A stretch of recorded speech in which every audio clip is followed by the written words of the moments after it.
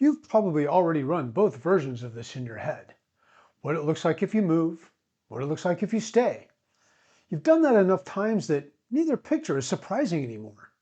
And you're still here, still not sure. That's not a sign you're doing it wrong. That's actually where I want to start today. Most people who are stuck on a housing decision aren't stuck because they haven't thought about it enough. They're stuck because the future version of their life doesn't quite come into focus.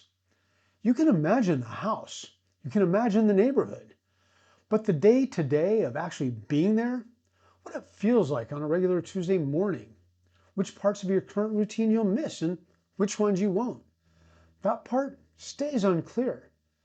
And moving towards something unclear is genuinely hard to do.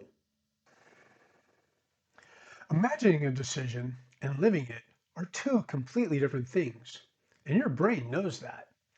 When you try to picture life after a move, you're running a simulation with real gaps in it. You don't have the information you need to complete the picture. So your mind keeps running it again and again, filling in different details and getting different answers.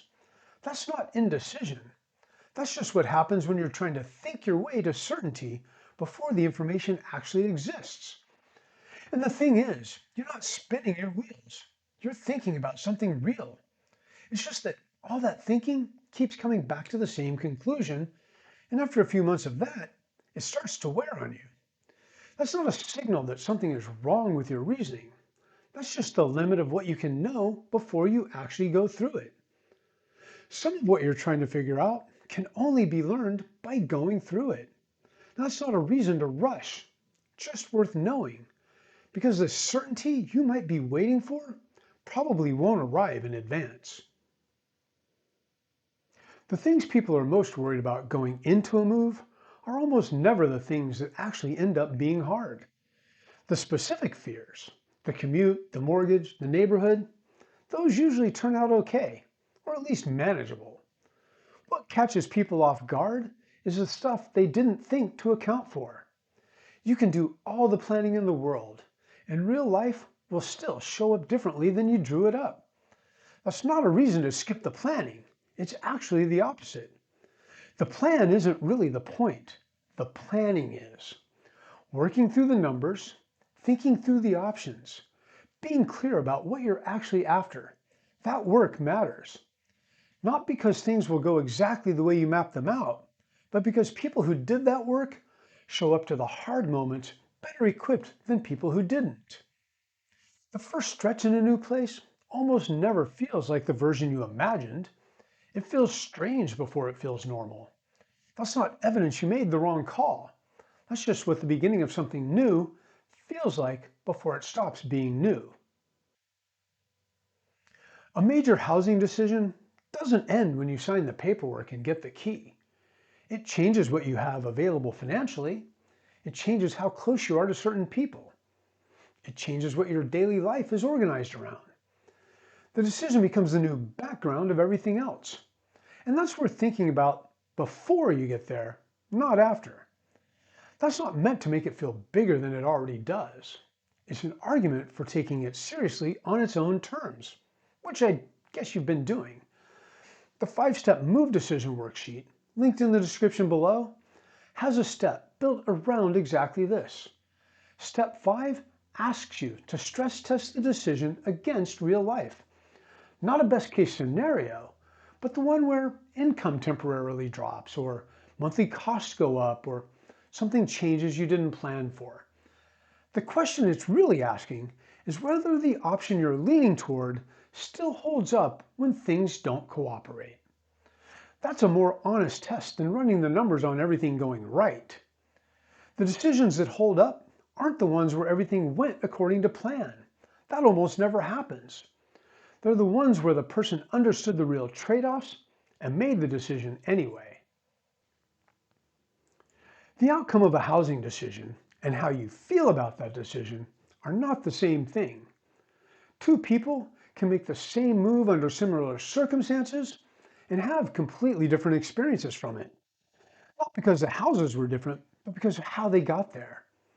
The person who thought through what they were actually after who looked at the real numbers rather than the round numbers, who made the call with a clear picture of the trade-offs, that person tends to do okay when things don't go perfectly. The person who moved because they were worn down by the question, or because the external pressure finally got loud enough, or because they just needed it to be over, that person is more likely to second guess it when the first hard month shows up. Same move, different experience. In the end, the best any of us can do is make the best decision possible with the information we have available when it's time to decide. And people who can say they genuinely did that, they tend to find a way to live with the outcome, regardless of how it shakes out. There's no version of this decision with a guaranteed right answer. There's no spreadsheet that makes the uncertainty go away. What there is a decision you made carefully, for real numbers, with clear thinking about what you actually want, without letting the financial piece stand in for the emotional piece or the other way around. That's what you can control. That's the part that stays with you. People tend to make peace with housing decisions, even hard ones, even ones that didn't go the way they planned, when they can say they looked at the full picture before they decided, when they asked the actual question instead of a safer version of it. Not a perfect outcome, just honest work going in. That's what this whole series has been trying to do, laying out the things worth thinking about without pushing you toward a particular answer. Because you deserve to make this call from a clearer place, not from a place that's just exhausted by the question. People who've been through this and come out on the other side tend to describe the resolution the same way. It didn't arrive dramatically. It wasn't one moment when everything clicked. They'd just kind of run out of new ways to look at it. And somewhere in there, without a lot of fanfare, one direction started to feel more right than the other one. It's probably closer to what being ready actually feels like, more so than the version most people are waiting for. It's not certainty. It's more like the argument running out of new material. You start thinking about what happens after instead of whether to do it at all. And if that resonates with you, if your own back and forth has started to wind down even a little, that's worth paying attention to. If you're still working through this question after watching this whole series, that's okay. This is a big decision, and it deserves real consideration. The 5-step move decision worksheet is in the description below if you haven't grabbed it yet. It walks through the financial and the personal side of this together, which is where most of the real work happens. It won't tell you what to do, but it will help you get clear on what you're actually deciding. And that's usually what it takes to move things forward.